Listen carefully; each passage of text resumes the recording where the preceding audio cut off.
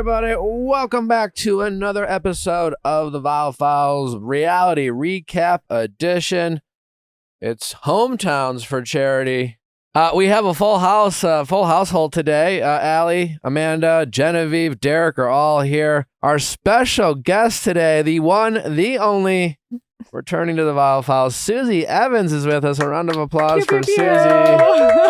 Thanks for having me. Susie, how are you? How's your hometown? Oh, things are good. I just booked a ticket home to Virginia for next month. Okay. So yeah, it'll be my first visit home since being officially an LA resident. Okay. Yeah. Wow. How's life? What's new? Life's good. Yeah, I honestly thriving in LA. I've had a lot of ups, a lot of downs, but overall, What's been your highest high and your lowest low? Well, I think this is the first time I've really challenged myself, like seriously challenged myself in my career in a long time. Like I started my business in 2020 and it was a flop because it was COVID and it was horrible. And I really struggled at that point in my life. But then things were on the up and up and I found happiness and success. And then I did the show. But then moving to LA, it's like I'm just like completely out of my Virginia network. So I don't have any connections in the wedding industry out here, so I'm just like starting fresh, and yeah, it feels. What are you good. doing? What are you trying to do? I guess can we help you out? Can we give Susie a plug? I appreciate that. Yeah, I mean, weddings are always probably going to be on my radar a little bit. Wedding videography, and then I think I'm going to try to get into like beauty, fashion, and a little bit of wedding product photography. Okay. Yeah.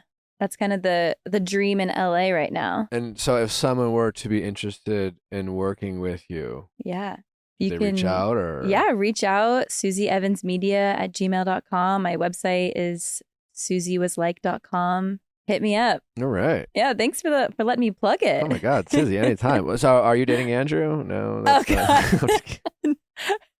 No. We're just checking week to week. Yeah, honestly. What is your love life like? I was just kind of seeing a guy. All right. And it's crazy because now we hate him or no, not at all. He's lovely, wonderful. Past tense though? Yeah, past Why? tense. What happened? Okay, I didn't think I would be the one, but I just felt like I need to focus on myself. And I feel like I tell my friends all the time when they're kind of like struggling, like, oh, I don't know if this is right or what I need to be doing. And I'm always like, be selfish. Like, it's okay to be selfish if you need to be selfish in this season of life. And although I emotionally feel ready for a relationship, I was really struggling to balance pursuing somebody and just like feeling secure and finding like my own coffee shop and finding my favorite things to do. I was like, I want to have my things in LA before I just like jump into a relationship and have their things become my things and just feel like secure with my career and secure with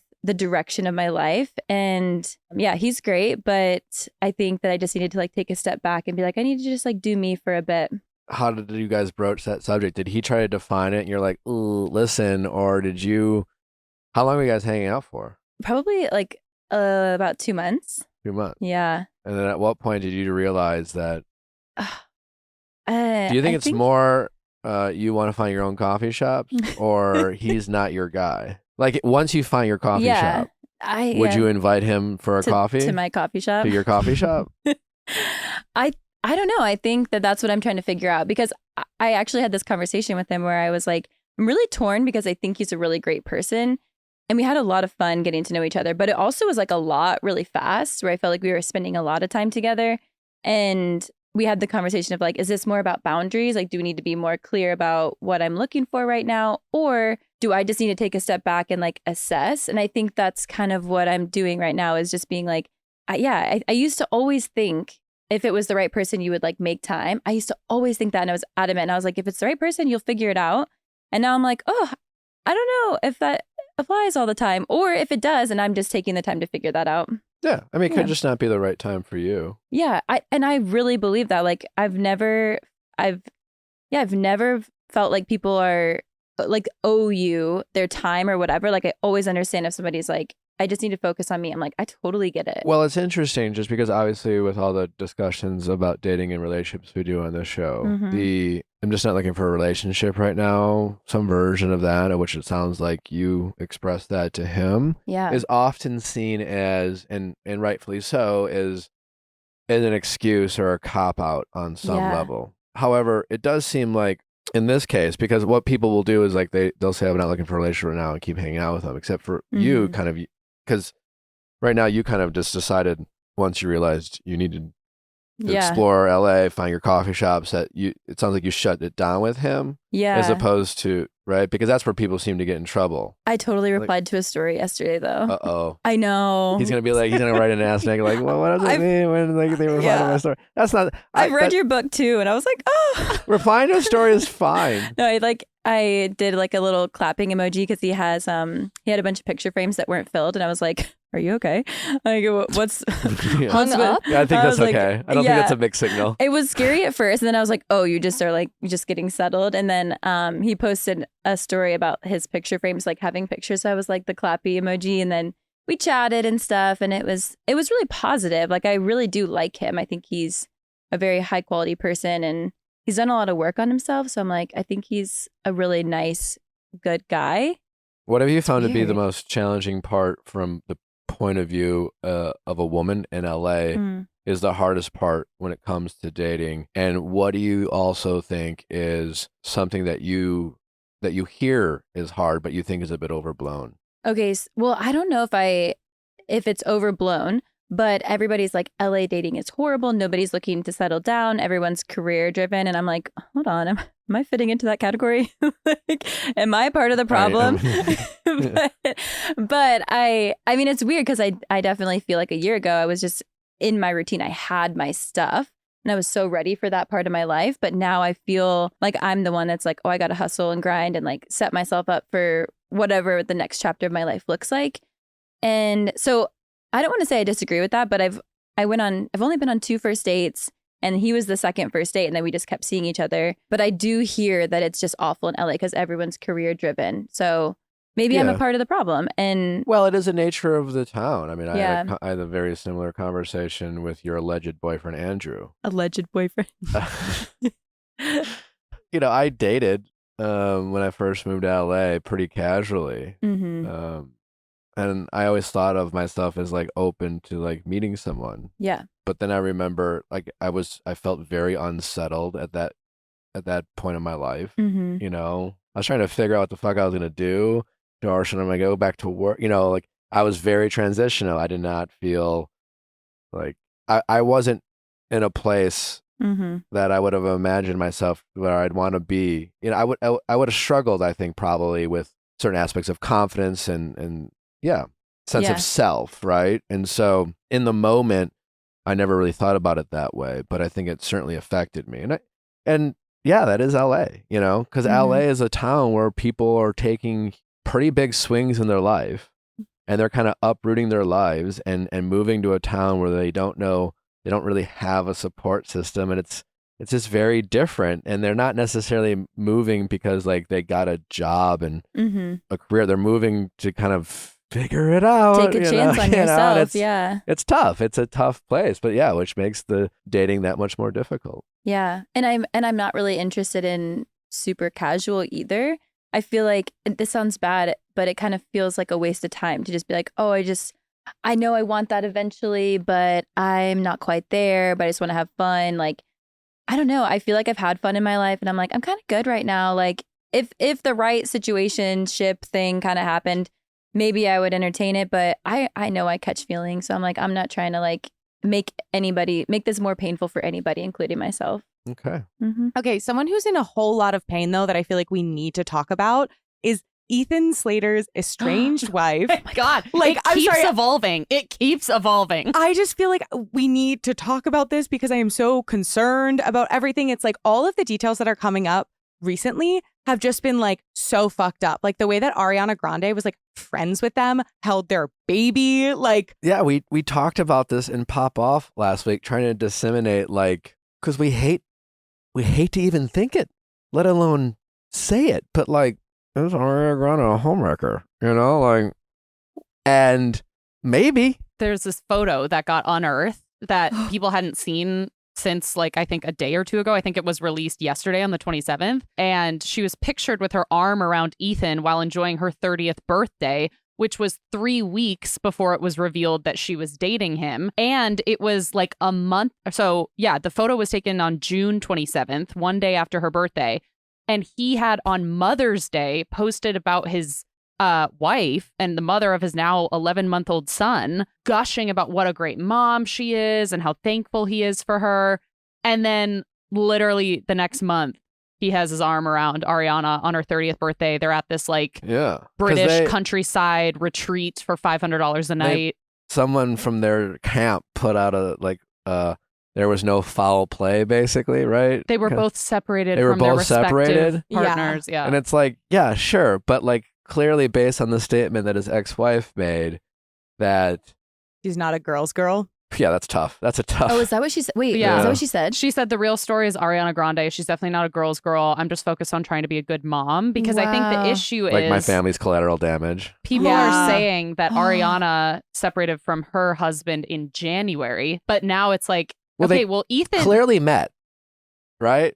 And then the relationship Wait, so crumbled. when did she hold the baby? That's what I want to know. Was That's that what I was in trying the to find recent out, months? too. Because if it was like from the beginning, like early on, I don't know. I'm very confused about the timeline because that feels like an integral part of this story. So principal photography for Wicked began in December of 2022. She apparently separated from her husband in January. So I'm assuming, I don't think they really knew each other until filming. That started in December. They separated when? Well, Ariana and her husband separated in January. I don't care about that. But when did SpongeBob separate from his wife? We don't know because he posted about her on Mother's Day of this year in May. And then in June, had his arm around Ariana. If I'm a betting man, and they've known his each other, wife's perception is everything was fine. Then her husband met Ariana Grande, and then things changed. And when they broke up versus when they started dating, irrelevant. Interesting. Right? Because at that point, it's just like, how long do you think I should wait till we can date before They clearly had conversations about optics. And if he has this co-star in Ariana Grande who he has so much chemistry with, he's probably not showing up for their conversations. Even if they're having a fight, he's probably I don't care. He doesn't have any skin in the game anymore, so to speak, because he's over in London. This other flame that he's so excited about. And it's that's the thing with she is such a massive star. She's obviously attractive. She's the 6th most followed person on Instagram, and in an industry in which he works, oh my God. This is painful. He sees her as a lottery ticket in addition to whatever love they might feel. And the power that Ariana has over any guy that she puts her eyes on. Intoxicating, I'm assuming. Do we think Ariana's going to start playing stepmom? I don't think she gives a shit. I think this is just a showmance. A showmance? It'll This be is done gonna once end they when wrap the cameras, filming. Yeah. Then what happens? But doesn't that make it Is she even taken worse, back? though? Yeah. If she ruined it. And they're high school sweethearts. Oh my God. He and his wife have been together for over 10 years. They are high school sweethearts. And she put up with, she must have, right? I bet if you ask her, she probably has a list of all these auditions that she drove him to and was always had his back and in the hustle that we was. went from high school to the Tonys together, and I was with him every step of the way. She put in work. Yeah. She probably had to listen to him sing those SpongeBob songs. And that every little wiggle. single day. Oh my God. That's the worst part. Yes. That woman deserves an award. Truly. A Purple Heart. Her own. And listen, it doesn't seem like polling the room that he's necessarily anyone's type. Yes. But it was really As interesting to me. Genevieve and I have now We've come been up with. working on this. But maybe. Jojo Siwa had a strong reaction. She was like, oh my God, he's so sweet. So it seems like he has a very strong, maybe intoxicating energy. It seems like maybe he's one of those people who you Could be meet, that, you're like, oh my God. There's a lot of nice people. I'm just wondering if maybe the only thing that Ariana likes about him is the fact that he's married. That is a complex for some girls. Does she have a history of that? Well, Genevieve had the. She's towed the line Has she? on a couple occasions. I guess Naya Rivera She started dating- said that she'd seen Ariana at the house before she'd broken up with Sean. She started dating Pete Davidson right after his relationship with Cassie David ended. And again, I don't know if that was right after or I don't know if she has a history. it's so hard because it's like, I know Ariana Grande has been through a lot. This is not to like in any way excuse her behavior, but it's like, she's been through so much trauma in her life. And I just want her to be like happy and healed and in a relationship where she can like move through it. Like, and I want her to not be in a relationship right now. She's going through a divorce. You know, Yeah. like That's the work thing. on Yeah, you, she's- soul sister. Yeah. She's going through a divorce, and I don't. But yeah, maybe emotionally it was overdue. Although we've heard from her ex that he was like all in, but who knows? He's dating someone else right now too. He is okay. Yeah. But I mean, But yeah, like just- eventually I want her to find this like happy, healthy relationship. And it feels like whenever there is the opportunity, she reverts back to this old like toxic pattern. Yeah, I don't. Oh my Tweet God. Ariana Grande meeting the man's wife and holding their baby, etc., while having an affair with him. Like looking back on that, yeah, if you thought someone was a friend and it was like, oh, this is my husband's coworker. How Whoa. fun. There's just no way that high school sweetheart and Ethan were like broken up and like so totally amicable that You posted the That- Mother's Day thing. yeah, That's what I'm no thinking. that Oh. no that like I don't know. Oh, Court, maybe she was a fan of Ariana. I don't know. Maybe Because I'm maybe she thinking would have like been cool with that. if he's posting that close to this all happening, it was either a massive secret Mm-hmm. and they were really going behind people's backs, or the high school sweetheart was like, okay, well, this is what's happening. I'm going to accept it. And then he posted that, and maybe behind closed doors, she was like, you're an idiot. You know, I don't know. Yeah. It just seems way too close in timeline for it It's to very be close. Yeah. Very, very close. But Well, did you see, Susie, are you going to the Taylor Swift concert? Yeah. I am. Did you see that Taylor Swift fans caused an earthquake in No. Seattle? Are you She serious? was just in Seattle. 2.3 magnitude. And let me tell you, I grew up in Seattle. Earthquakes are a really scary thing for Seattle because we're right on the tectonic plate. And so I grew up having all of my teachers and all of the adults tell me that Seattle's just going to get sucked into the ground. Oh my one God. minute. Oh, So- well, lead with fear. Yeah. Yeah. But even I don't care. Good So for this her. wasn't Good an for- actual earthquake. It was just it had the equivalent Seismic activity equivalent seismic activity. of a 2.3 magnitude So earthquake. if you were in the stadium, it felt like you were in a 2.3. So it's been Which is it's been pretty compared to small, the 2011 Beast Quake when Seattle Seahawks fans Yeah. erupted after an Right. impressive touchdown. Yeah, I mean, I'm guessing it's a playoff game versus the Saints. Yeah, I'm familiar. I'm with familiar. Right. I'm familiar with said run. Yeah. Well, you know, We're no a powerful surprise. bunch. Taylor Yeah. Swift Yeah. fans Yeah. run. Yeah. I saw. Yeah, I was a little confused. Blake Lively was out there making sure that everyone knew that her trainer wasn't the father of her 4 kids. Yes, because she posted a swimsuit photo and someone commented, "How do you have 4 kids?" because she looked amazing. And Blake Oh. responded and just tagged her trainer, Dawn. Oof. And then Didn't think that went through. She commented That's so again. funny. And she said, "Wait, no, that's not how. He's not the father. He's just the one who helps me fit into some of my clothes again after." I love that. She and Ryan like do this online Yes. though. They have a funny online relationship where they do Yeah. things like this. This doesn't feel like something that she was like, "Fuck, everyone's gonna believe this." Right. Yeah. You know? she Oh loves no, to but troll. I think she fucked up. Really? And thank God for her already comedic timing with her husband, and also thank God her husband is Ryan Reynolds. Yeah. So, but yeah, I think she was trying to give her trainer some cred, and just didn't like think it through. You know, we've all done that where you're just like, how you think it's going to be interpreted isn't like the only way it could be interpreted. And I think it was more like that, Yeah. which is why she didn't want to have to correct herself, because like when Blake and Ryan troll each other, they're not That's correcting true. themselves. They're Yeah. like, it's obvious the joke. So I think it's funny, the fuck up. And I don't think it's Yeah. that big of a deal. And I don't think anyone's actually like, is there something shady going on? Because I don't Um, think if the but she if the definitely question clarified. had been, "How do you look so good after having 4 kids?" I don't think she would have corrected herself. But the Like, question how was do you just, have 4 "How kids? do you have 4 kids?" And I was like, okay. Like, Oh my god! like, what is he tightening up before they get pregnant? It makes me feel like thinking about it. You I'm know? like, Oh, yeah, it's Kegel only fitness. But Hey, pelvic floor, gotta work it listen, too. I read a lot of things Preach. wrong. So I've made this mistake several times. So I empathize with Blake. oh my funny. gosh! Wait. Uh, Also, speaking of relationships and social media posts, so Elon Musk's ex-wife is engaged to Love Actually's Thomas Brody Sangster, and in order to announce who are these their people? engagement, He's been in a million things. Yeah. He was in Nanny McPhee. He's the kid that Can we bring up a picture? He looks like he's 10 years younger than he is. Yes. He was also Me. my first crush. Really? You're like, I'm familiar on this Yeah, I topic. love him. Did you guys see The Maze Runner? Isn't that This you guy? You see Queen's Gambit? This guy, he's a little kid. If you would have said the little boy in Love Actually, He's like Yeah. 35 years old. In Love Actually, it looks like he's 8. He was like 13 years old. in Yeah, Love he and Actually. Keira Knightley were like 5 years apart when they filmed that movie. Yes. She got was that. 18, he was 13. Got that Benjamin that Button. is nuts. I know. That is nuts. That I is know. mind blowing. So wait, and then this woman is Elon Musk's ex-wife. really? Yeah. Yes. But I thought it was incredibly crazy that in order to announce their engagement, she tweeted it, which now Elon Musk owns Twitter. And then Elon commented back his congratulations on the post. Great. I was What like, I thought wow. was weird, though, is in the announcement, she writes out, like, super thrilled to announce that I'm engaged to Thomas Brody Sangster.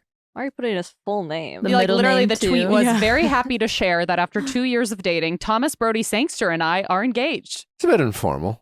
No. Yeah, it's a bit, I Formal. want people to know who I'm engaged to. Why wouldn't you just say Thomas? Yeah. I don't know. Well, I don't know. I don't who they take are it as more. anyways, I take so. it more like form. I don't know. It's like, but it's like she's making her own Press release. press Yeah. release. Yeah. Like, You do you know? you know, Yeah. It's the crazy. fact that it's on Twitter. Did he own it then? Who cares? Well, yeah, they literally just this, like, posted just it. happened. They just Yeah. posted. Yeah. And Oh. Elon Yeah. wrote back alongside a heart emoji. And that Congratulations. was the first platform in which she, Yes. not Facebook or No. No, Interesting. Facebook.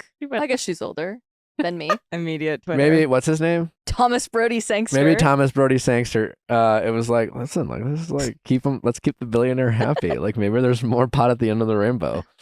That's true. Do they have kids together? Her and Elon? Tallulah and Elon? Because Elon's got like a Yeah. litter. Quite a. Yeah, A litter? he does. No, but they were married twice. They were married twice. Twice? He's got like how many? He's got He has several a ton kids. of kids, yeah. He's Well, been maybe- married twice to her. Okay, yeah. That's the a red first flag for lasting Thomas. from 2010 Yeah. to 2012. The second from 2013 to 2016. They never had children together, but they were married twice. If you're Thomas, whatever, Brody Sangster. are you a little like you went back to him once, and then like, hey babe, let's just like tweet it.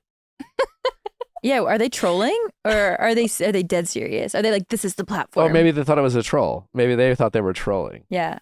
I think I would I troll. couldn't imagine the two of them like having a that. sense of humor like that. Same. That's why I'm Right? like, I That like press it. release did not sound like someone who's a jokester. Yeah. Like your post with Natalie was like for the rest of my life. It's you. It wasn't. I am pleased to Which is, announce which that is Natalie pretty Joy. cheese. Yeah. Yeah, but you didn't at least like name drop her as if no one knew who she was. I'm here. Yeah. Here haw. Here haw. Here haw. I, Nick Viall, am engaged. Yeah. I'm engaged It's, to. it's just like so easy, I feel like, to be cynical about celebrity relationships nowadays, which I think makes it even more like makes us appreciate the Blake Lively's and Ryan Reynolds and Mhm. also the Dax Shepard and Kristen Bells. Did you see that? This is obviously close to my heart because it Logan has Airport. Boston. Yeah. But they got stranded at Logan Airport after having their flight delayed by like 9 hours repeatedly. And like we're fully setting up like a bed with blankets on the floor. $600 worth of blankets and pillows. Where'd they get the blankets and pillows? Maybe Probably the like airport? Hudson News. But why? Yeah. But why? Why couldn't they go? They couldn't go to a hotel. They said there was no hotels within 50 miles. No hotel rooms. So they went on like hotels tonight or hotels.com, and they were like nothing. 0 vacancies in the greater Boston area. What was going on in Boston? Yeah. Nonetheless, they were told to leave the airport before they could go to bed in their makeshift room. Has this city ever been fully sold out? Was Taylor Swift there? Maybe. Oh. What was going on in Boston that every single room in Boston, a major city with a bevy of hotels, That's wild. and the greater Boston area, Yeah. not Yeah. even You're telling me Newton. not even Lexington. not even downtown Boston. I wonder if they curated this story to seem like there were no hotels because then maybe were they embarrassed that they were sleeping on a floor? There's But some they were there's some posting gaps. about it. They What? were the Posting. ones being like, haha, look at our setup. No, exactly. I think that's what Susie's saying. Yeah, Yeah. like if they're like, oh, there's no hotels, but they just make that part up. Like I wonder if that is inaccurate. I don't know. Yeah, I but- feel like they did one Google search. saw nothing. They were Yeah. like, well, guess we're sleeping They here. called their favorite hotel. It wasn't available. But Yeah. the thing, so they ended up staying in a friend of a friend's attic, which is like lovely of them to take them in. But I'm like, why weren't they doing that before? Because especially like they're based in Los Angeles. All their friends are still awake. Even if it's like midnight in Boston, it's 9 p.m. They can totally make some calls for people. Like it feels like they didn't really try. The other part of the story that I thought was funny was it was apparently right after Dax Shepard took his sleeping aid that they were asked to leave. He's like delirious trying to find this attic. Every major airport has like hotels for this very purpose. That's what I was thinking Yeah, too. it's weird. What about the airport hotel? We need an investigation. Yeah, I also I have like so and they're many not great, questions. but they are better than the airport floor. and also But like aren't as cool for the gram. Yeah, mm, that's true. I yeah. did sleep in an airport once, and I definitely documented it. And I was like, oh my God, it's so silly. She's Were you quirky. Afraid? Oh yeah, I actually was afraid. I but would be there- afraid like I'd get robbed. I was also like very poor at the time, so I didn't have an option. And I was waiting in line to get a hotel, and they're like, we ran out of vouchers. And I was like, well, find me over there. Oh my on the gosh. floor. What airport was it? I think it was Minneapolis. Oh, you're fine. Yeah. Did you guys hear I think about a lot of people do it.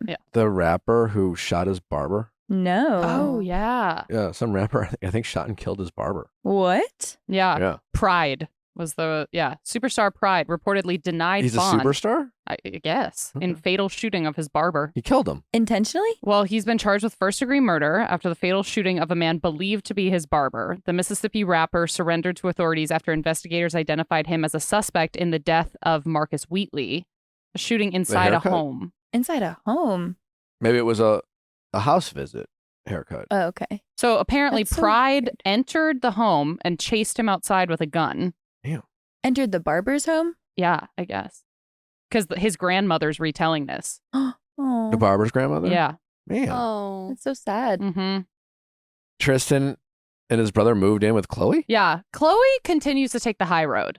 I love Chloe. Is this the high road at this point? Or Yes. okay. Yeah. So Tristan's mother tragically passed away. And so Tristan has a younger brother who's 17. Chloe actually just posted it was his 17th birthday. Oh, I saw that.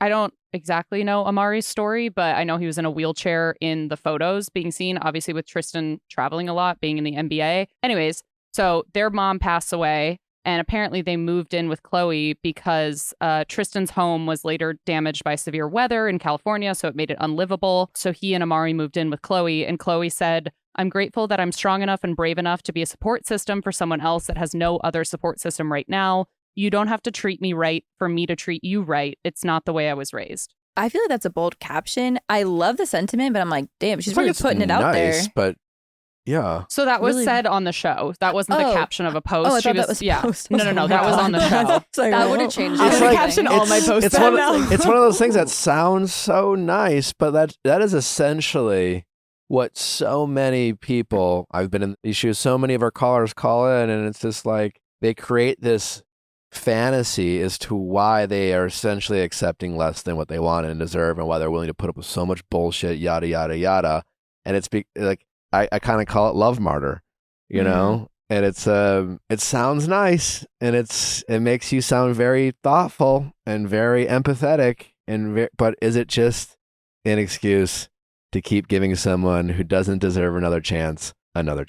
See, I feel like it just makes it different now that Amari's in the picture and Amari's, moved in with Yeah. Tristan after their mom died. Because if it was just Tristan, I'm like, you're a grown man. Get a hotel room, Yeah. get another house, like whatever. I guess. But Chloe's probably, family at this point. She's probably yeah, the they're closest that definitely- Amari has. And so to know that like Yeah. he's taken care for, he's safe, Yeah. even if Tristan's traveling. just tough for her. I don't know what her dating life is, or if she has any interest in pursuing a romantic relationship, but can't be easy, to do that while, emotionally taking care of your ex. It's nice, but I think it's a slippery Tricky. slope and not necessarily an example to follow in a way. I think it's a dangerous person. Like, I can imagine all the people who are in these situationships and shitty relationships with these guys who have just like fucked around or just done a bunch of shit they didn't deserve, but like, nice guys, like charming, like pretty affable. They've done some nice shit. They bought some nice gifts, like, nice. And Chloe is like the queen of like, see, you just if I just love them more, they'll Mhm. eventually come around. But I don't think she's trying to get back with Tristan. I'm not even saying she is Mm. per se. You know, every situation is different, but also she just is it's, you know, it's a creative choice by her, but you know, Creative choice. it's I don't know. It's not as altruistic as I think it comes to, as she wants it to come across, or that some people take it. It's just my 2 cents. This episode is brought to you by IQBar. Get 20% off every IQBar product plus free shipping when you text files to 64,000. IQBar is just a good product. I have recently restocked. I love them. They are so, like, it is a bar I genuinely like. I tried the coconut chocolate chip flavor. I'm obsessed. Really, really yummy. And the best part about IQBar is that regardless of what you're looking for out of a bar, I'm pretty sure IQBar has you covered. Whether you're like, I want a lot of protein and not too much sugar, boom. Whether you're like, I'm gluten-free, boom. Keto, boom. I always say it wrong. All the things, whether you're looking for the amazing, like, brain nutrients, plant protein, fiber, all of the things are in IQBar. It is so good. IQBar is the only bar optimized for your brain and body. It's packed with brain nutrients, plant protein, and fiber, all with next to no sugar or net carbs. Plus, it's super clean labeled and delicious. It's so hard to, eat healthy and be on the go, but IQBar is making it easier than ever before. And the best part is, like Amanda said, it's delicious. Most of those types of bars that try to be healthy are yuck, but not IQBar.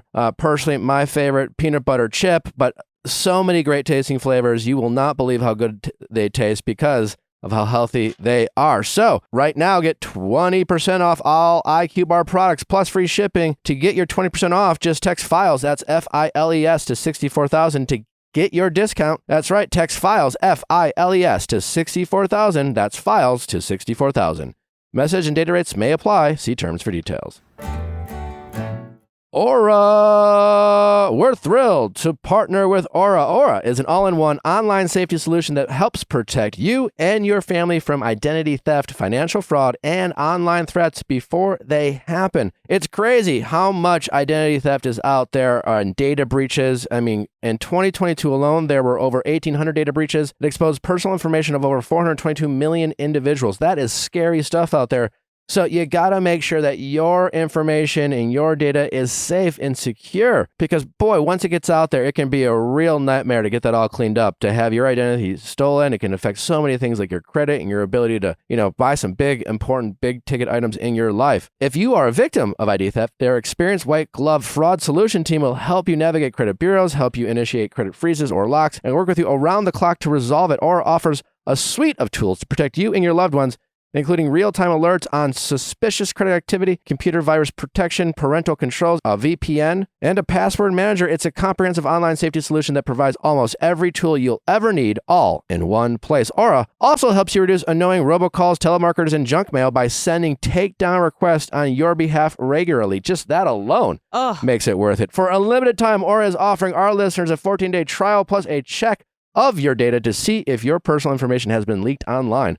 All for free when you visit aura.com/VIALL. That's aura.com/VIALL to sign up for a 14-day free trial and start protecting you and your loved ones. That's aura.com/VIALL. Terms apply. Be sure to check the site for details.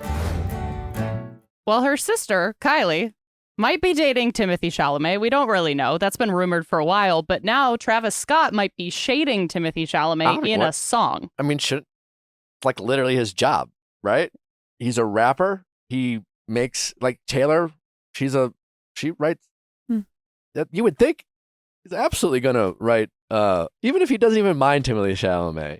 It's like he's making a rap. Someone's dating his ex-girlfriend, who's the mother of his 2 children. Mm-hmm. Like, yeah, talk some shit if I'm a rapper. What's the line? Yeah. Chocolate AP and Chocolate the V's got the Willy Wonka factory. I could drop it. He to plays that. Willy Wonka. Yeah. Burn an athlete yeah. like it's calories. Find another flame as hot as me, bitch. I'm clearly really good at rapping. Wait, so did he call Kylie a bitch? Fine. Or Timothy? I guess. Who's to say? I mean, yeah. that definitely feels like shade. Yeah, it The feels Willy like shit. Wonka. Yeah. Yeah.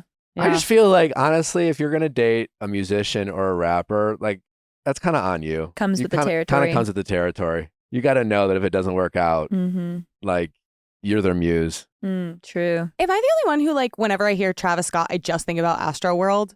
No, you're not the only one. Like, No. As much as it's like, oh yeah, I'm like, I feel like it was right around when like Kim Kardashian and Pete Davidson started dating that like they released that as like a really big cover up. And I just think it was such a successful cover up. And I'm like, are we not talking about the fact that this man like They even covered it up in the show. So they actually went back and refilmed a scene with Kendall and Haley and said, I forget what other event Kendall missed out on. And they said that she was in Miami with Haley and they filmed this whole scene of them in Miami. Meanwhile, they weren't in Miami at that point. They were at Astroworld. But I think everyone was talking about that Yeah, when that yeah. episode was released. Everyone was like, we know what actually happened. We have the calendar. Yeah, We knew yeah. you weren't there. Yeah.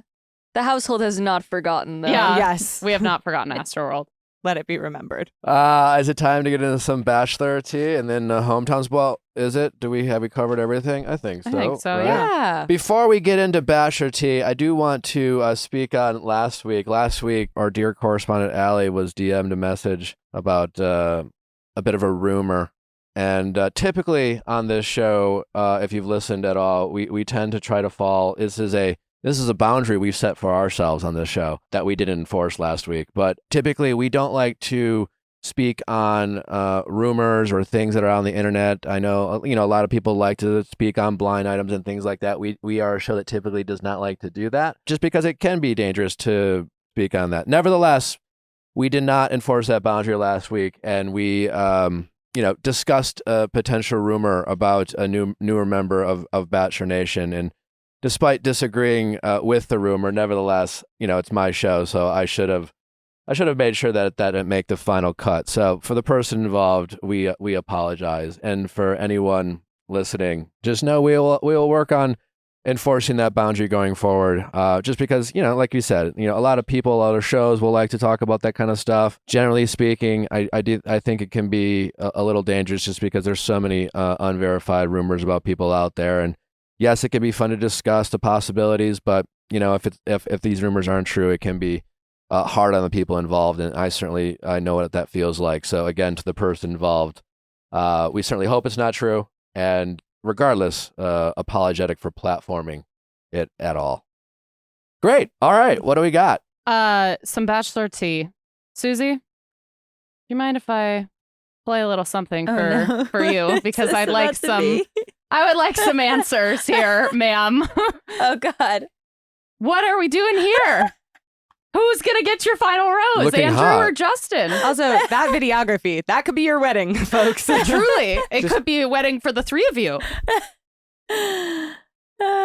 It's like going back and forth. It's like how they both are in love with her, but she doesn't. Is this how it started the dating rumors, basically? Well, no, they're continuing it We're at this point. feeding Yeah. my beast. Into it. And Yeah. feeding my ego, too, You look For great. Two sure. men chasing my heart. Is this the top you got at Melrose? Yes. Nailed it. I wore it because I knew we were going to film this. And I was like, I want to give my girl a shout out. It's really cute. I kind of want to. I wish To I the would have gotten Kill the is white the one. brand. She's so sweet. Oh. She's like a vendor. They're clearly both in love So with what you, is this? Susie. Why are we playing this? Other than it's great content. This is just, Bachelor tea, I guess. Is this tea? That's Yes. It's on the list. It's on the list, so Okay. it's official. I don't want to make it all about me today, but But You you're are a a special guest. Kind of a big deal. Oh, what a hair flip. I know, Yeah, I know. You can take a moment to admire. that's pretty good. Actually, this was not the intention. We were filming something else. Also, Andrew and I have been kind of writing skits, and we were going to try to film it, but with audio, we were in public. It just didn't line up. So we were like, well, what can we repurpose this funny stuff for? And we just kind of put this together for fun. It's fun. It's That is good. fun. It's really well done. So anything Thanks. you want to share? Or No, Okay. stay tuned. stay tuned. What? All right. Who? With the top bullet point? What? Katie Thurston says it took a long time for ex John Yes, to Or pay her she- back. So when Katie for the what? For the van? She bought him a van? She bought him a travel van, like a big like the same wow. van Dean has? a van you could live in. Yeah. So She bought him a van. she said we lived together. I Wait, bought him a travel van. but- I was Well, no. She loaned him money. She loaned him the money for. Did No, she buy she him a van? bought the van. Then why does he have to pay her back? Wait, we lived together. I bought him a travel van. I was so all in during their 6-month romance. Then she said after they broke up afterward. And then I think because she had purchased him this new vehicle because they were only together a few months before they went their separate ways. She said, "Don't worry, he paid me back, but it took a long time because travel vans aren't cheap, okay?" And then she said she will never buy a man a present of that caliber ever again. And apparently when they broke up, he actually lived in the van because he couldn't pay her back for the van and also pay rent. I wonder if this was like a discussion they had where it was like, I can't accept this, we're breaking up. Like, there's a lot of details that we don't know. Mm-hmm. Other than engagement rings. And even then, I've heard some people operate on the like, well, you gave it to me. Interesting. But like, can you give hey, this is a gift. But if who broke up with who? Katie or I don't know. John? Do we remember? Anyway, it doesn't matter. Can you? But if it's something what are the rules when it comes to expensive, gifts? Yeah. I think it has to do with the amount of money that it cost. And I would feel uncomfortable accepting that and then going through a breakup. Like if it were me and I wanted to keep the van, I'd be like, I really appreciate this. I do want to keep it, but I'll pay you back because it doesn't feel right. Also, yeah, why is John letting Katie buy him a van? Because she said, I let this man quit his job. I was like, whatever you need me to be, I will be. Which in hindsight, that's not healthy. That's not good. Why did he quit his job? I think she was just supporting both of them. And she was so into the relationship and so in love that she's like, I'll provide, I'll do whatever. I mean, and that's if that was their relationship choice, but wonderful for them. But why? Usually it's because like, he's pursuing something. Or they moved or yeah, well, he did say that at that time, John was a bartender and aspiring pilot. So maybe he was like could literally do that anywhere. Being in school, aviation school. Huh. I feel like it was the kind of thing where like she had a bunch of money because like she had kind of like her big moment of media success, like probably peak brand deals. She is like gets him this gift. He's like, oh my God, you shouldn't have, like, I'll pay you back, babe. Like, but they're both so in love and happy. Well, if he's a bartender, or she was like, I'm the Bachelorette. I don't want to be dating someone who's working behind a bar. So could it be that?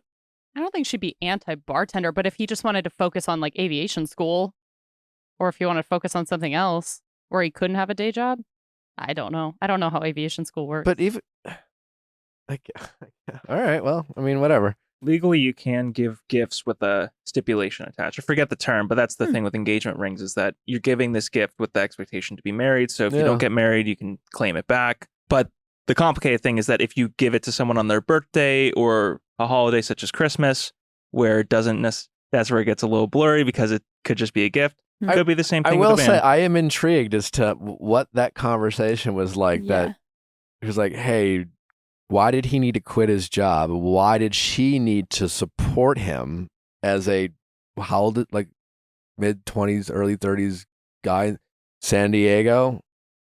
Well, and what is she like? I mean, yeah, as a former Bachelorette, probably she did appearances and she's working on her comedy career. Like, what? Why couldn't he work?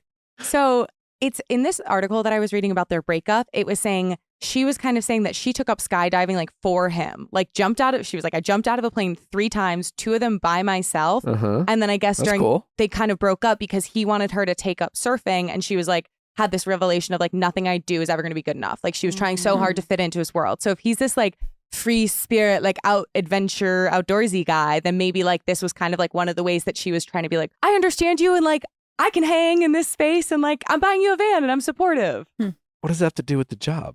Maybe he only wanted to surf and skydive. Maybe. But he did pay her back. Yeah. There we go. Slowly. Yeah, that's true. They're expensive. Takes a long time. Also, I was seeing that Marissa, who was on Bachelor in Paradise, she got engaged to Riley. She just went on her first solo trip. She took a cruise by herself and kind of posted about how empowering it was and how it was the best vacation of her life. Which, Susie, reminded me of, didn't you go to British Virgin Islands? Did I make that up? Was that a solo trip? No, that one wasn't. I did go by myself, but I was intentionally going to meet up with other people there. But I have done a lot of solo traveling. Like starting 19, I went to Panama by myself. Nice. Yeah. So fun. Yeah, it is really empowering. Especially as a woman, it's like, it can be kind of scary. I so agree. And you stay in hostels and like, I feel like in terms of like, you figure out how to connect with people in a way that's like, you're really like pushed out of your comfort zone and just like, you build confidence for sure. Because you have to eat alone. You have to like go to dinner. And if you don't make friends, then you got to figure out what you're going to do, you know? But you usually make friends. Yeah. Also, Katie is a new elite on F-Boy Island. Yeah. Which is on series. Yeah. Mm-hmm. which we haven't really covered yet, but it's really, when people ask us if we want to cover something, little secret, it's kind of up to you guys. It's like we kind of pay attention to what you guys are talking about, what's out there. So, maybe with Katie being part of the new season, maybe we'll dive into it. But really, it is entirely up to you. But I don't know when it airs, but October. she's back on reality TV. I'm excited. Yeah. Do you know Katie much? I've chatted with her, but I don't know if she's filming now or if it's already done. I don't know. Okay. Yeah. All right. Wow. Yeah, it seems like she's really committed to comedy stuff, though, in a way where I'm like, Yeah. go off, queen. And cool. F-Boy Island, I think, fancies itself as a bit more of a comedy dating reality TV show rather than a drama. Mm. They do a lot of bits on the show. Yeah. Hopefully we'll cover it and we'll watch. You'll see. I love There's it. I've seen it's it, like yeah. sketch comedy-esque. I love Yeah, that. they definitely fancy themselves as Yeah. more of a comedy than they do a drama, for sure. Yeah. Speaking of drama, hometowns. Is that your segue? Ooh. Nailed it. I feel like Katie. Nothing will ever be good enough. First I skydive, now I'm surfing, Nick. I'm trying. All right, well, let's get into hometowns. God knows all the men in your life have enough ties, tools, and baggy tees, so why don't you get the men in your life, the ones you love, have them looking good and feeling good with a true classic. It's time to start getting the men in your life dressing nice and sharp and getting them some true classic tees that fit, ultra soft fitted, and look good on the men in your life. No, none of these like bad fabric t-shirts that just look grungy, they don't keep, they look sloppy. No, we want them looking tight and fitted and formed. I got a polo for my boyfriend. It looks so good on him. Like it really hugs his like biceps in a way that I think She is did like say he so looked very hot in it. And it's nice because it's like, so it's a polo and it's a button down. So it was great when he was like meeting my parents to look like presentable and put together. But the material is really like lightweight. So it's not like, with some formal shirts, you're like, I can't sweat in this. I can't move in this. And it's very much like a functional shirt that also looks sharp. As a guy, it's really important just to have those really solid, basics down. Something that you can match with a bunch of other different clothes is something that you can wear every day. And so it's really important to get not only stuff that, you can wear with a variety of different outfits, but also are really solid pieces of clothing that you can mix and match. So that's the important of a classic. And that's why True Classic is awesome. Super high quality. It's super affordable. And your guys will look great in it. True Classic is hooking our listeners up with an exclusive deal. For a limited time only, get 25% off with code VIALL at trueclassic.com. That's 25% off with code VIALL plus free shipping included on every purchase over $100 with code VIALL. All right, hometowns. Let's do it. Bachelorette. Aaron. I don't know. Generally no surprises. How do we want to break this down? I think we have to do hometown by hometown. Favorite families. Dotton. Yes. I love Dotton's mom and his grandma. Oh, grandma. Oh, his grandma. His parents literally came back from Nigeria for this. Fierce. We got I'm gonna- emotional. Bold statement. I'm going to say Aaron's family was my favorite. Okay. Only because I knew Dotton's family would be amazing. Mhm. Dotton is just this, everything he does and says is just, you're like, yeah, great. You're amazing. Incredible. So it's like no shock that Dotton's family is spectacular.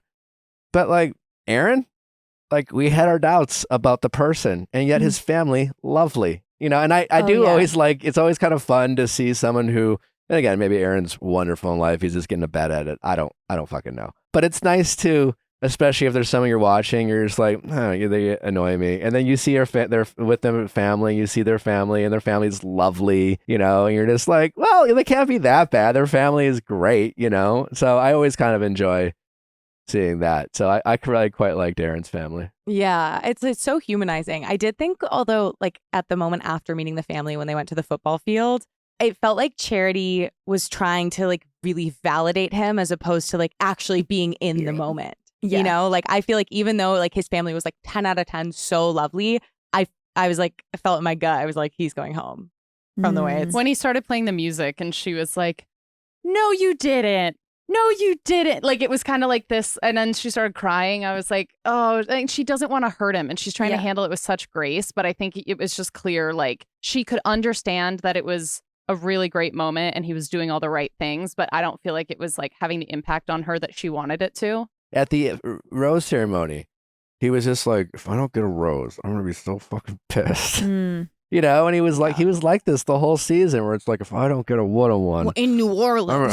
it's like, Jesus, man. Like, you know, I don't know. It just kind of has that, and I guess comes across as a bit entitled. Yeah, You know? yeah, like alpha energy. I feel like Aaron has absolutely reminded a date before of like something nice that he thinks he's done. Mm. He's doing that sort of what he views as the good deed of like telling on Brayden. And then he's like, oh, but aren't I such a good guy for pointing out a bad guy? It's very much like that. Yeah, he is like tallying up his good deeds in his head. Yeah, he's like, so how are those flowers holding up? And you're like, oh yeah, they're great. They're still in bloom. Thank you again. Like, It's been 6 months now. Remember when I got you those flowers? Those were really, wow, those took me a while to find. yeah, you're like at the farmer's market. He's like, those are just like the ones I got you. Yeah. That's so funny. What have you been thinking of this season so far, Susie? I've actually really enjoyed it. I thought it has been really entertaining. Charity's very likable. Yeah, I've had fun with it. Okay. I feel like I've been kind of bored of the franchise a little bit, and I feel like I don't know. Like this episode, we were all so invested and kind of emotional. Like I did not know who was gonna make it to the next round. We were, but yeah, I thought maybe they would surprise us with a Joey send home. Yeah, I think it could have gone either way. That's why we had a reaction when it was Aaron, because we didn't know. I feel like she's really invested in these final four guys. I do think she knew. Like I felt like that's why she was crying with Aaron. I was like, oh, I think she knows she's going to send him home and this is going to be super painful. But I think she cares about him. Totally. I don't know. Well, and I think she had a similar moment with Joey, which is why she got so emotional at the end of Joey's date when she thought it was going really well. She even said, what was it to Joey's She told his sister that she's falling in love with him. Right. And then Joey. the dad questions if Uncle Joe. Uncle Joe questions. Not the dad. Yeah. No, not the dad. Which that was I'm family dynamic curious. Like, how did Uncle kind of take like it wasn't just like I'm uniquely close to my uncle and he's also a big part of my life. Mm-hmm. It was like, this is my uncle and like, we're not going to say it, but like he's going to play the role of dad today. He reminded me, I'm pretty close with my uncle and he like taught me how to play squash. Like and I think it's like, I always wish him a happy Father's Day. And I do feel like he was kind of bad cop. Like he was always like, give it to me straight. Like didn't fuck around. Like my dad is just like a tender sweetheart. But sure. But if you were on The Bachelor, and you made it to hometowns, would Squash Uncle be the one who would not only play squash with you as you were like, you know what, I'm playing squash with whoever The Bachelor is, and then when you met the family, he would be the one to talk to you and The Bachelor, and then essentially be positioned as the one who has like the final authority, even over mom. He'd give them the sound bites in a way my parents simply wouldn't. Oh, But I don't doubt the even sound bites. sound I'm not bites. talking He about was sound the bites. full everything. He was the date. Uncle was. But that we saw. And I was just thinking, I'm like, I wonder if when the show got there, I have no idea, but maybe the dad was just like, I'm cool. If he's happy, I'm happy. Like that's how my family Maybe. was. You're That doesn't right. make good TV. Yeah. Uncle Joe makes good TV because we were like, wait, what's going on? Like, who's the real Joey? Like, he really made us question a lot. Where I'm like, maybe the dad did get the time, but it didn't make the show. You know, that's a great point, Susie, and you might be right. But if I feel so bad for Joe's dad, I do too. Because it's like, I wanted more of the dad. Yeah, but Yeah. Uncle Joe can get it. Uncle Joe's a baddie. Yeah. Uncle Joe's like if Mr. Clean like went to get his PhD, you know, and became a professor. Like he's got like the scruff and the glasses. And he could play tennis. Like, Also, yeah, like did people have predictions about what the real Joey is? Because like I had in my yeah, gut, what is the real Joey? Uncle whatever his name is? Uncle Joe. Uncle Joe. my He was guess named after. Yeah, I exactly. said that. because like he grew up in I said that. in Philly, right? Like he grew up in Philly or New Jersey or like somewhere on the East Coast. And my guess is that Joey has kind of like, I feel like there's a very specific East Coast vibe that you grow up with. And my guess is that Joey has kind of like mellowed out since he moved to Hawaii. Is like fine. Like I feel like after 3 years in LA, I'm finally like loosening up in a specific way. Yeah. And so I think it was like that change compounded with the fact that he was on TV is what contributed to him maybe being so like much more like smiling. He didn't like, cause like I come home and like, I'm swearing about the Patriots like within 20 minutes, but it's like it takes longer and longer. We got a preview of Joey telling Charity, I could be difficult to date, or some version of that. Yeah, that was shocking. Yeah, freaky. I was like, what does this mean? Yeah. It's probably nothing. Who is the real probably like Joey? I can be snore. difficult to date, as we all can. Like, Yeah. sometimes I'm forgetful. Like, I'm on my phone a little bit much. He's like, I like tennis. Like, I play a lot of tennis. I'm time blind. yeah. yeah, maybe he's got time blindness. Maybe he's Yeah. hanging out with all the women at the country club, all the moms who need tennis lessons. Amanda, where do you stand Exactly. on time blindness? I feel like I am very, very the only thing that trumps time blind for me is anxiety. So for situations like with work, I'm very anxious about being late. So I'm not late. But with other stuff, I'm very time blind. So you actually recognize time blindness as a thing, I don't. or well, just a way to describe someone who's like not particularly great at? Yeah, I being feel on like I just go into hyper focus sometimes. Like I feel like it's like for me, it's like I don't know. It's like it feels connected to ADHD for me, where I just like get very focused on stuff and like I was more truly, asking time is slips like, away. do you recognize it as a term? I think it's a great way to describe something. I don't think it's like a medical accommodation. Okay. Like I wouldn't be like, well, please don't make fun of me for being late to brunch. I am time So blind. Like I wouldn't use yeah, it as like okay. some kind of like diagnosis, but I do think it's a really good way of describing a certain thing of being like, oh Sure. my God, I Yeah. just like, there's this part of my brain that doesn't work and it's so stressful. Oh, I will definitely use it in the future anytime I'm late. Sorry, I just like I've got a case of time blindness. My time blindness was flaring up. Oh, Yeah. sure. Yeah. I hadn't had an opportunity to ask you where you stood on the. I'm assuming you saw the time blindness girl. I've like heard tale. Okay. Heard Yeah. tale. Legendary. Do pray tell. Yes, it's worked its way. I've heard tale. It's come up. All right. Well, yeah, Aaron. So we're bouncing all over the place. Joey. It's probably nothing, but it would be kind of fun if it was something. It would be fun. What do you think Joey's toxic trait is? His hair part. Nick, No? I don't think Listen, it's that bad. Joey's a great looking guy. He's got a beautiful head of hair. It's a gorgeous head of hair. Yeah. And this is someone from Speaking who showed up on Andy's season of The Bachelorette looking like my hair was electrocuted. So, I would. nevertheless, I just think this is not Joey's best hairstyle.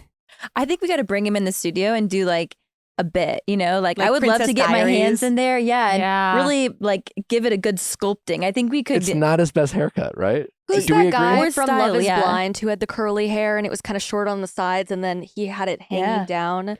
Yes. I think that would I think look you great grow on out some him. bangs a little bit, maybe, Yeah. and let the curls come forward. Maybe get a little bit of a But trim fade the on the sides. side. Yeah. I think it's also probably just long because he's been on the season where like I think it's just longer than it usually is. That's but I agree that true. the part is potentially I mean, it's there's some other 2023. options. I just had to look around the room quickly to make sure no one had a side part. But you really shouldn't have a side part in 2023. I feel totally like have the a side pendulum's part. swinging back. I think it's coming back. Okay, Miss Coming back. 25. You can totally have a side part. And listen, also, it really just depends on your head of hair, right? But Regardless- that doesn't work for him. Yeah, sure. That's what I'm saying. Because Yeah. regardless of the year, I don't care if it's back or not. I just You think it could be better. non-hairstylist here who doesn't know fuck. But like, yeah, I just feel like Susie mentioned this. There's often a glow up from first appearance to second appearance on the show, and I wonder if Joey's will include a different haircut. I bet you it will. I mean, the potential there. Joey, do you think- Joey has major potential. Yeah. What if he has a different haircut like for Men Tell All, you think? Which they're filming now. Oh. Entirely Fierce. possible. Yeah. Does the glow up already happen? Yeah. Mm. Well, because maybe they're preparing him. To be I the think if it Bachelor. has happened, it might be a sign that they're preparing him to be the Bachelor. Totally. If not, then it's like no one really cared. People already like him. You know what Well, I mean? Interestingly enough, like you would think they would be more proactive. Like I've always heard stories that like if they make you the Bachelorette, there's like a whole team comes in and gives you like this fucking glow up, and like I came in pretty good shape, so and I felt like I looked fine, but no, like they didn't really. I was like, can I whiten my teeth? They're like, sure. Like that was kind of, I had to ask, and B, yeah, other than like getting fitted, there was no like Nick at the mani-pedi and getting his like skin glowing up. And like, there just wasn't Darn. that. And maybe that experience is different for other people, or maybe they asked for it, negotiated, but I don't think it's standard operating procedure. And maybe someone might be like, hey, have you considered a haircut? But I don't think they bring in like a team and they're doing like, and like, what do I need to do and work with? And Like like, the Princess That's a Diaries, finger. Yeah. the photos. and Joey's Yeah. this a vessel for them to do whatever they deem appropriate because he's like their Bachelor now. That that doesn't happen. But that might be intentional too, because if America falls in love with you a certain way on the show, you don't want to show up as the lead and people are like, who is this? But could they fall in love with him even more if he didn't have that side part? I can't even imagine. He's just gonna have a buzz cut on mental. Oh my God. No hair. He's gonna show up like Uncle Joe, like absolutely bald, glasses. It's a gorgeous head of hair. It's truly remarkable. Yeah, it is beautiful. I'm like, don't cut it, or maybe cut it, but style it. Yeah. I mean, he might need a haircut, but I would keep the length at least. The length. Keep the and curls. some aspects of that. What do we know? What do I know? What do we know? So don't include us in the what do we know? We know. Okay, I just say it so because someone out there listening goes, "What the fuck do you know, Nick?" And you pull out some picture of me on The Bachelor. But apart from Joey's scarves. hair, do we have predictions about what he could be referring to as like not always being easy to be in a relationship with? They said, I bet it falls flat. well, they said, I think you were probably right. You said, I'm busy. I play a lot of tennis. Yeah. I think that's probably right. Yeah, like my job is really important to me right now. Something like I would say. I don't think something toxic. He's just like, I just haven't found a coffee shop yet, and I really need to go find my own coffee shop, and I do not want to go to someone else's coffee shop. I want it to be mine. It feels really personal. Is it hot? Yeah. It is. Holy, it's so hot in here. It's crazy. What else could it be? They said he's a people pleaser. Well, One that's of what them I'm said- wondering too. Yeah. Is being a people pleaser just a nice way of saying disingenuous? Or a hard Fake. time with boundaries. I've found that I've previously had a hard time setting boundaries because I'm like, I want to make sure you're having fun and that you enjoy the relationship, but then my boundaries get overlooked and it's my own fault. And I think that comes from a people pleaser side of me where I'm like, I just want everyone to be happy. But then you're like, I'm putting my foot down and I need to find my own coffee shop. It's just interesting because it's a term that resonates with so many people. I would say probably 75% of people would say I'm a people pleaser, just like 75% of people would say their ex was a narcissist. So it's True. to other people. I wouldn't say I'm a people pleaser. I think you're in the 25% for sure. You But I think feel most like that people want to be term- called a people pleaser? I think they would describe, or maybe I'm thinking of more like Is women it thought of or as like a common non-binary thing? people. I feel like it's compliment? becoming the new gaslighter in the terms of it's really being thrown around and people are like, I used to be a people pleaser and now I'm not being that. But it's just no, you're being kind of fucking selfish. Yeah. You know what I mean? I that's what I think. That's what I'm saying. I think one way or the other, the people Not pleaser you. phrase. Not you. Yeah. I'm just kidding. I'm dying. Just kidding. I didn't even see what was Well, but no, listen, Susie is being selfish right now. I am. It's okay to be selfish. Susie's on a journey to find a coffee. It's okay. How dare you? It's okay to be selfish as long as you're upfront about what you need. When you tell someone I needed my own coffee shop, clearly that person is on their journey and they don't want to share it with fucking anyone else. It's the people who are selfish but pretend they're available to others and lie and try to mask their selfishness as something else, like people pleasing or things like that. It's the lack of communication. It's not, because no one.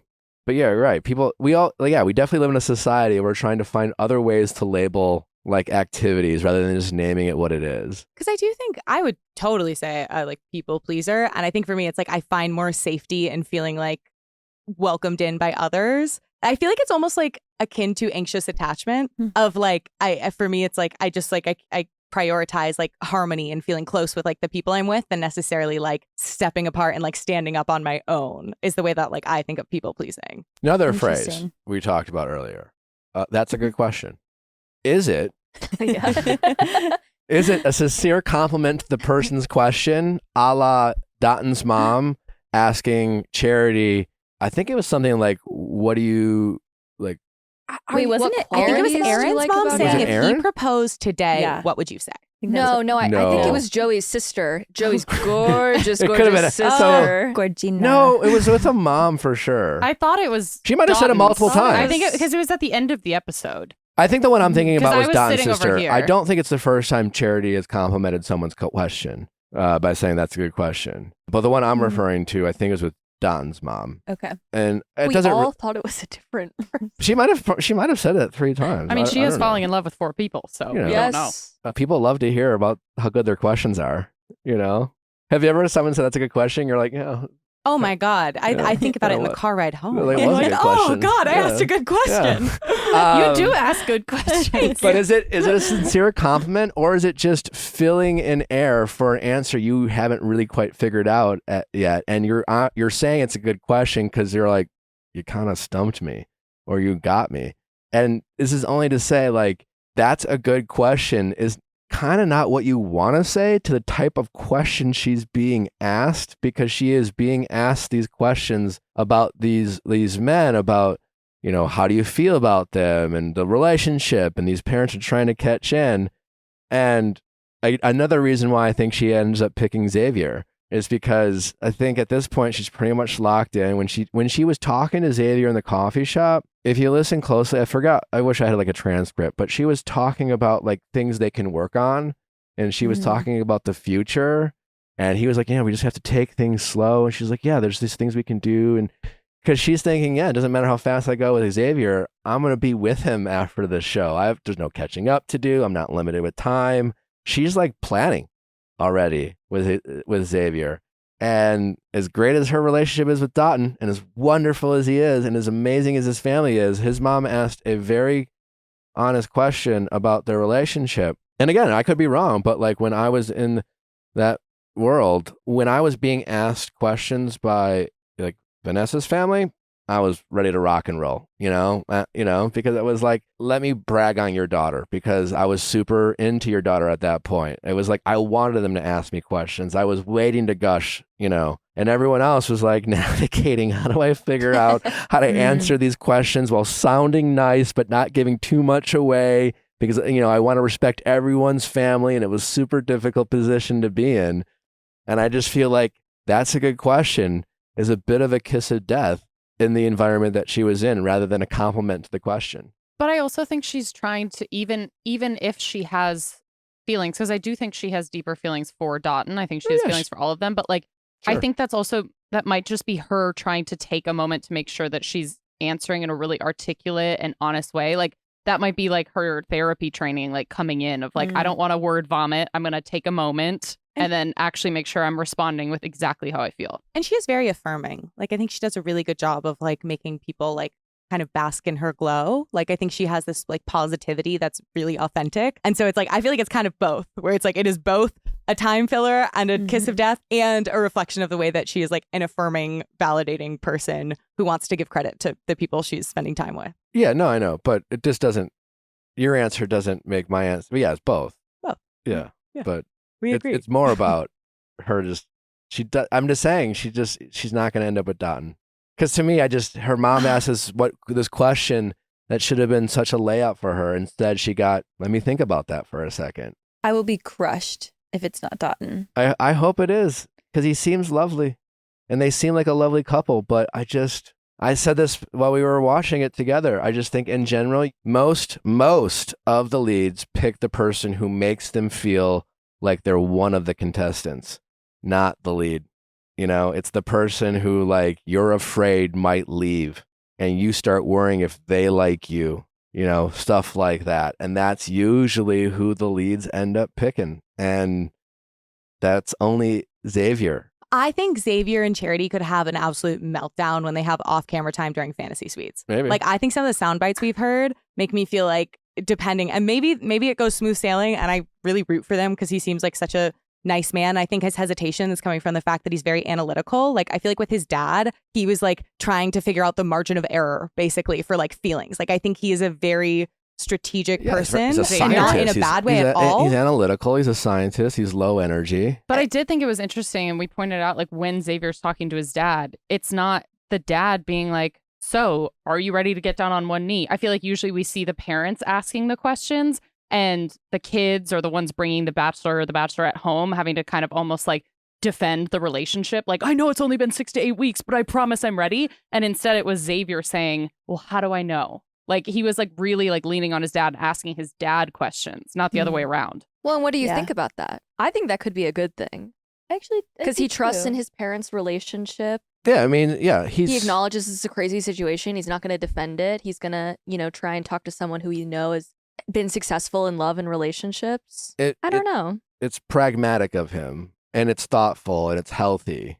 But yeah, I think she's gonna end up with Xavier. So I don't think he's going to leave. Although we did when I did Art and Marine's podcast, we were discussing something that we didn't discuss last week. That Xavier seems to really be like stumping for all the other men, you know, or she's like, yeah, I mean, Carl, I don't like on the group date before hometowns, and someone was like, I think it's gonna be, you know, Aaron. He's like, yeah, I don't know why it wouldn't be. He's great. Like just like almost like, here, pick these guys. Like there's one thing about supporting your boys, and there's coming across like you truly don't care and almost wanting these other guys to get a rose or the validation. And maybe I've always been on the assumption that like Xavier's just so confident in himself that it's just he's unbothered by it.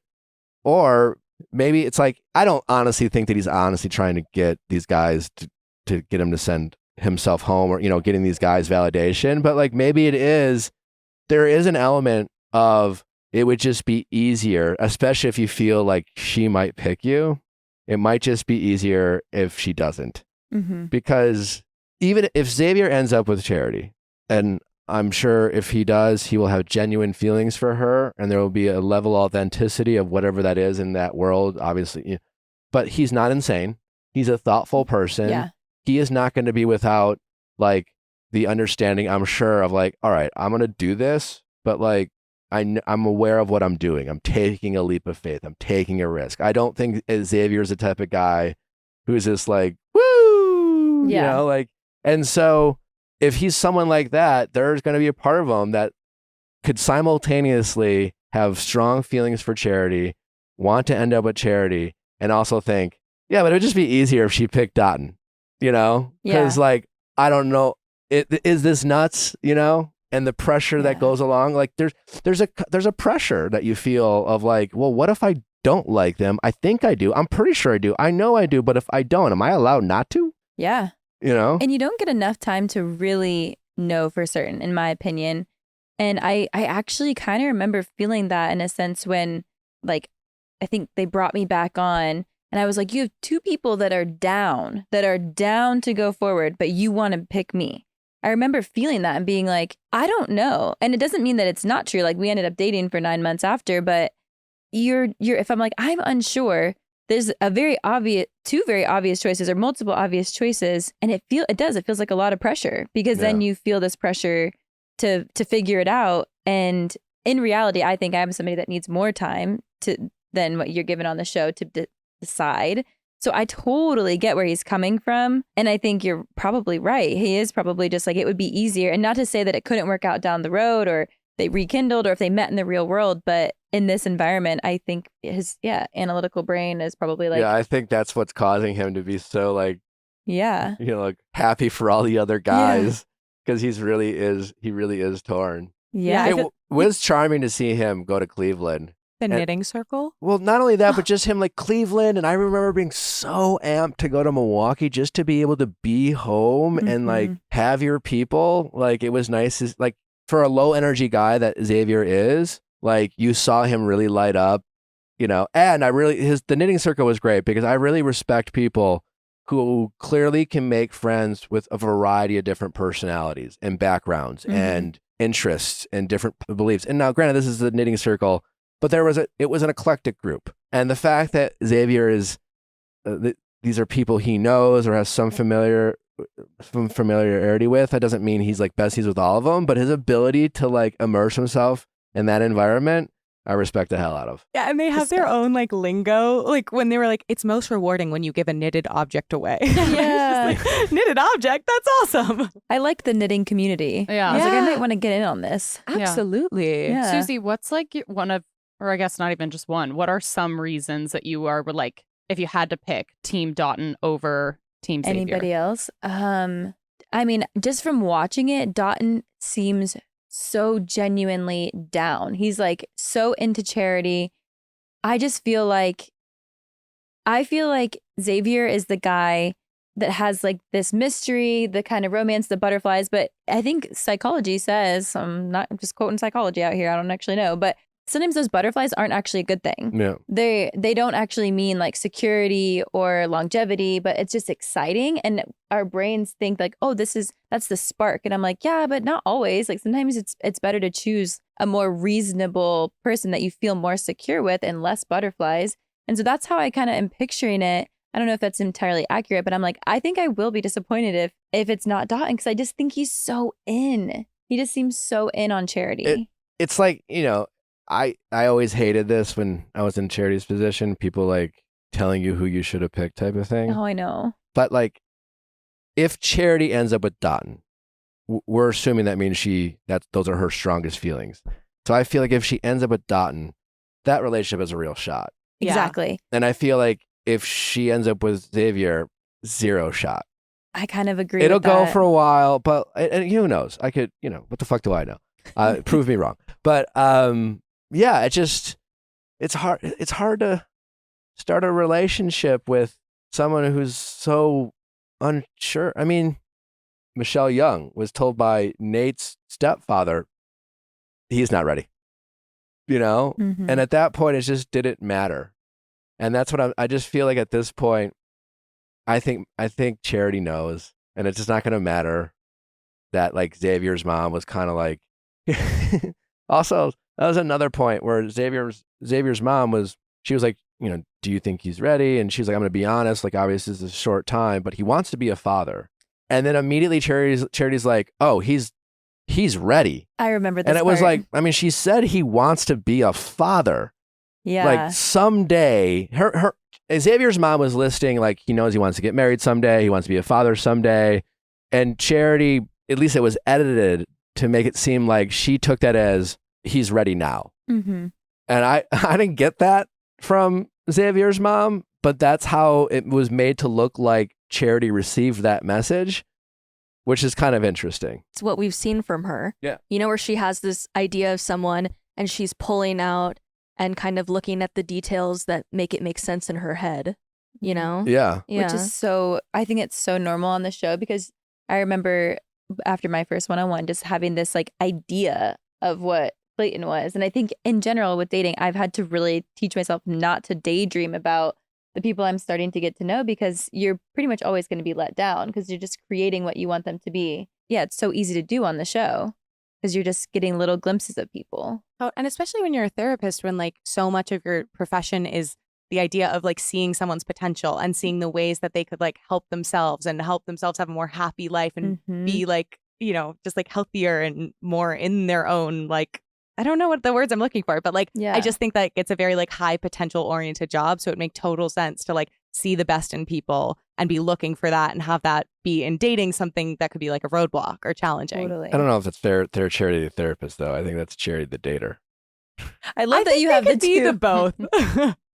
Charity the therapist would have been like, I don't think you heard her right. I just feel like she's multifaceted. So like it's like a Venn diagram of like Charity the therapist, Charity the dater, but then also Charity who's both of those We're all things. Bachelorette. multifaceted. Yeah, but the I'm just Bachelorette. saying, like, if you were to, like, I just don't think, like, not listening to what you're in this pivotal, very vulnerable state that she's in, emotionally. Everyone at this stage is tired, and has moments with these people's parents to hopefully gain some real insight. But we've all been there. She doesn't want to hear that he's not ready. Michelle Young didn't want to hear that Nate was not ready. It didn't matter. And truly, like, I don't care what, like, I don't think in the history of the show, anyone's parents made a bit of difference. Cause I just think you're so emotionally committed that like, you're just like, if they like me, I'm going to pick them and I like them the most. And I don't know if it's going to work out, but I don't want to try to make it work with someone I know I don't want to be with, a la whoever else is there. So I don't think it has anything to do with, her therapy background. I think it has to do with the fact that I think she's going to pick Xavier and she wants to think she's making rational and thoughtful choices. And she wants to think she's picking someone that is ready. So it's just easier for her to hear, he wants to be a dad someday, to he's ready to be a father now. And I don't think that was her training in therapy or her empathy. I think it was her wanting to convince herself. Agree to disagree. I think this proves like how good this season is, though, because I feel like, or at least how good Charity is at being the Bachelorette, because I feel like she's really giving these people all of it. Because I'm in my brain, I'm like, there's no way it's not done. but you seem to think that it's Xavier, and for all we know, it could be Joey. But like, No, but you're absolutely right. A Imagine. great season is when you have two people who you're like really, you have a hard time guessing who it could be, yeah, because you could make strong arguments for both. yeah, And I'm not really confident in Xavier, other than it's how Charity is handling it. It's not their connection. Mm. Because, and it's also just my familiarity with the edit. Until this episode and until this conversation today, I thought Xavier was going home this week, because I just felt like leading up to it, he was like giving all these clues of like, I don't know if I'm ready, whatever. And I thought that based on how things were handled previously in the season, I'm like, oh, she's going to be like, all right, you're out of here after this hometown episode. So I'm also like very much unsure, because I was in my brain, I'm like, oh, it's Dotun for sure. But after this conversation, after this episode, I'm like, wait, maybe it is Xavier. And maybe the rational side of him will be good and they date in the real world and it actually ends up working out. Like if they're together, maybe it does work out and maybe it'll last. In my brain, it doesn't, but like, I don't know. Yeah, I mean, and who knows? I think all those relationships, it's an Hard. uphill battle. It is, yeah. So it's not meant to be a criticism. It's just more, Dotun clearly seems like a person who is more sure of himself. He seems more kind of grounded and like kind of, just kind of comfortable where he's at in his life. And again, who knows?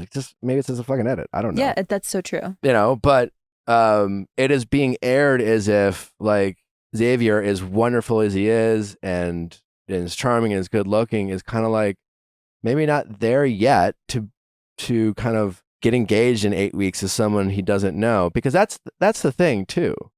Like, so how do you make a relationship work where it starts in a 6 week, 8 week, and bubble that's basically based off of all these weird things? You have to really put in the work, as I'm sure it's like there's a lot of conflict and drama and other forces. You have to put in the work. You have to be committed. And to be committed in anything you do, you want to have the least amount of distractions. And Dotun comes across as someone who's like, I got my shit together. I know what I want in life. I want you. So now all I need to do is really put a lot of focus over the next year in this relationship that I know has a lot of chemistry and a lot of care, where someone like Xavier or like Nate, who, I think if he ends up with, if Xavier and Charity end up together, I think Xavier like would, because they really love each other. Mm-hmm. There's strong feelings, but Xavier is also trying to like find a cure for MS, and clearly is really involved in his work and so much that he likes to sew, and he has his things he wants to do, and like he's also like clearly been honest with other women, about like, hey, I don't know if I'm quite there yet. And I just think those other things going on in his life will take him away from the amount of energy it's going to take anyone in Bachelor Nation to make a relationship work, which is why I think a relationship with Dotun has a better chance of working out. I also, Well did you said. see the brilliant, maybe everybody knows about this hack and I'm just late to the party, but like at the drive-in, they had a straw on the butter dispenser that they Yeah. inserted Yeah. into the popcorn so that way they would butter the second half of the popcorn and it wouldn't just be all trapped on top. Yeah. I thought that was brilliant. You get a lot I of did stares when notice you do that. it, but it was worth it. Do you do it at the movie theater? Oh, yeah. Oh, so like what do the you butter do? will go through the straw? So you insert the straw This into is the not popcorn. something that the workers do. It's just something that when it's the a patrons self-serve. do. I'm about Yes, to when go to it's so it's a self-serve. self-serve. You Okay. put the straw right on the nozzle so that way it, instead of the butter just going on top, it's being injected deeper down. So that way the butter isn't just sitting on the top pieces. It's like more integrated Okay. throughout the whole bag. Although I have seen workers at movie theaters say that it doesn't really work that well. So maybe I've just been fooling myself. Well, it's because kind of sit there, because if they do it for you, they will put a little popcorn in, a little butter, Mhm. shake it That's up, the best way. put a little more that's the popcorn, a little best. more, shake it up, and that seems to be just fine. Yeah, but if it's like I just went to a movie recently and yeah, it was like you do it yourself. You had to butter it yourself. Gotta do it yourself. And it was only on the top. And then halfway through, I was like, well, I'm done eating popcorn now. Yeah. AMC had buckets. I think they still do. They had buckets where if you bought the bucket, then Mhm. like the refills were like $4.99 or $5.99 or something. And if you bought the bucket, it was good for like a year. So our whole friend group wanted to get buckets, but none of the AMCs in the area had the buckets. So we drove 2 hours to Apple Valley to get buckets, and then we drove 2 hours back. That's It was wild. worth it. Did 4 you even hours. see a dedication. movie? What? Did No, you even no, we Just did got not. the buckets, We did stop at Cracker Barrel. as you should. I have a friend that whenever there's a like promotional bucket, he'll find one that someone threw away in the trash and say he dropped it and ask for a new one. I did that in high school or Oh. shit like that. I've done that. Like in high school when I had like no money, Yeah. I definitely had picked Like, up oops. popcorn out of the garbage can and asked for a refill in a new bucket. Technically, that's stealing.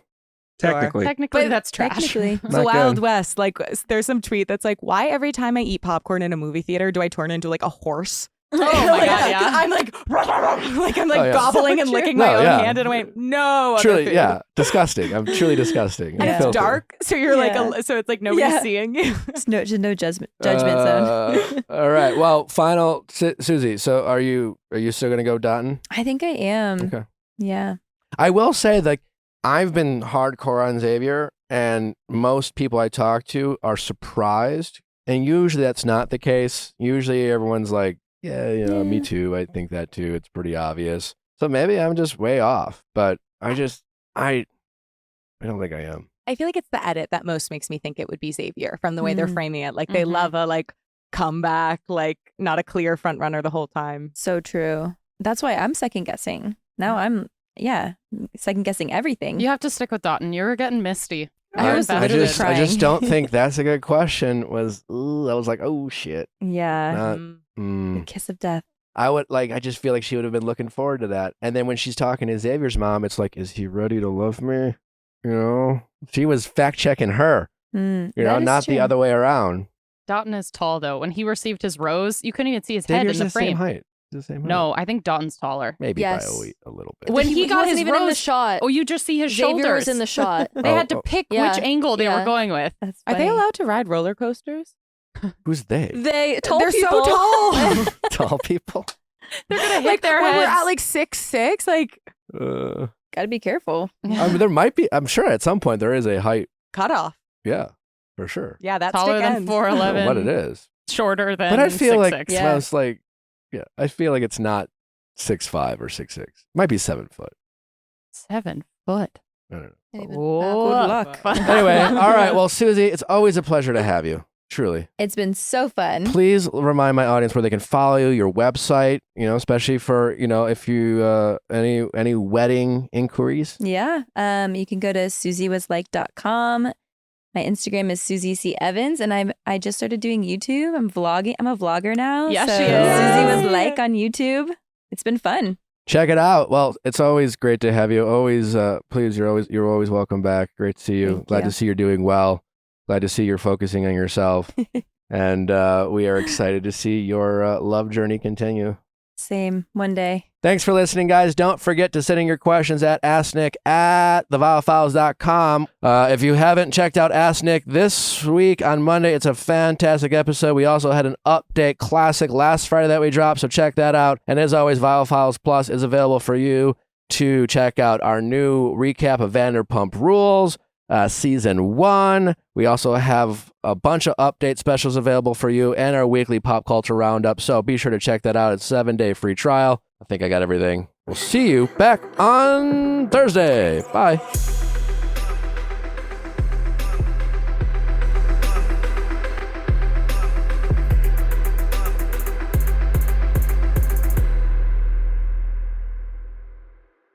Hey guys, if you loved what you listened to, make sure you hit that subscribe button below. Thanks for listening. We'll see you next time.